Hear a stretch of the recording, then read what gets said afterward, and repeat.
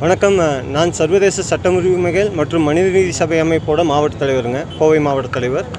தற்போது பார்த்திங்கன்னா காஷ்மீரில் நடந்த பயங்கரவாத தாக்குதலை கண்டித்து அந்த மக்கள் உயிரிழந்த 28 மக்களுக்கும் மௌனஞ்சலி செலுத்துவதற்காக இங்கே நாங்கள் வந்திருக்கோம். இந்த பயங்கரவாத தாக்குதலுங்கிறது பார்த்திங்கன்னா எதன் அடிப்படையிலும் ஏற்றுக்கொள்ள முடியாத ஒரு விஷயம். இது மதத்தின் அடிப்படையில் அவங்க செஞ்சதாக ஒரு குறியீடு சொல்கிறாங்க. இது மதம் கடந்து, ஏன்னா வன்முறையை வச்சே ஒரு விஷயத்தை இப்போ ஜம்மு காஷ்மீர் இஷ்யூ ஆகட்டும் எதாக இருந்தாலும் வன்முறை வச்சு தான் அவங்க செயல்படுத்தணுன்ட்டு இருக்காங்க. இதில் அப்பாவி பொதுமக்கள் மேலே தாக்குதல் நடத்துறதுங்கிறது மிக கொடூரமான ஒரு விஷயம். இந்த மாதிரி ஒரு கொடூரமான விஷயத்துக்கு நம்ம இந்திய நாடு இப்போ தக்க பதிலடி கொடுத்துட்ருக்கு. இந்த பதிலடி தாக்குதலில் கட்டாயம் நம்ம இந்தியா வெற்றி பெறணும். இந்த பயங்கரவாதிகளுக்கு மிக கொடூரமான தண்டனை கிடைக்கணும்.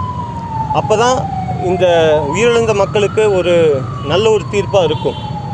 ஸோ இதை கண்டித்து தான் இங்கே ஆர்ப்பாட்டம் பண்ண வந்திருக்கோம். ஆனால் என்ன எது நடந்திருந்தாலும் இது திரும்ப நடந்துகிட்டே இருக்குது. இந்த மாதிரி பிரச்சனைகள் இது வெறும் ஆர்ப்பாட்டம் எல்லா கட்சியும் போராட்டம் இதெல்லாம் பண்ணுது. ஆனால் அது வந்துகிட்டே தான் இருக்குது. அதில் ஒரு கருதற்கான எந்த ஒரு மாற்றம். இப்போ இதை பொறுத்த வரைக்கும் பார்த்திங்கன்னா நம்ம சுதந்திரத்துக்கு முன்னாடியே இந்த பிரச்சனை தொடங்கினது. இதுக்கு முடிவுங்கிறது பார்த்திங்கன்னா நம்ம உள்ளே இருக்கிற என்ன சொல்லுவாங்க, நம்ம ஹிந்துக்களாகட்டும் முஸ்லீம்களாகட்டும் கிறிஸ்துவர்களாகட்டும் அவங்களோட ஒற்றுமைங்கிறது இப்போவும் பிரிவினையாக அரசியல் ரீதியாக நிறையா பிரிவினையாக அப்படியே தொடர்ந்துகிட்டே இருக்குது. அது இல்லாமல் மக்கள் அனைவரும் தேசங்கிற அந்த ஒரு வார்த்தையில் ஒன்று கூடினா மட்டும்தான் இதுக்கு ஒரு முடிவே வரும். ஏன்னா நம்ம கூட இருக்கிற நண்பராக பழகக்கூடிய பிற மத நண்பர்களும் கூட ஒரு வேற்றுமையாக பார்க்கக்கூடிய சூழல் இப்போதும் தொடர்ந்து கொண்டு தான் இருக்குது. அது இருக்கக்கூடாது.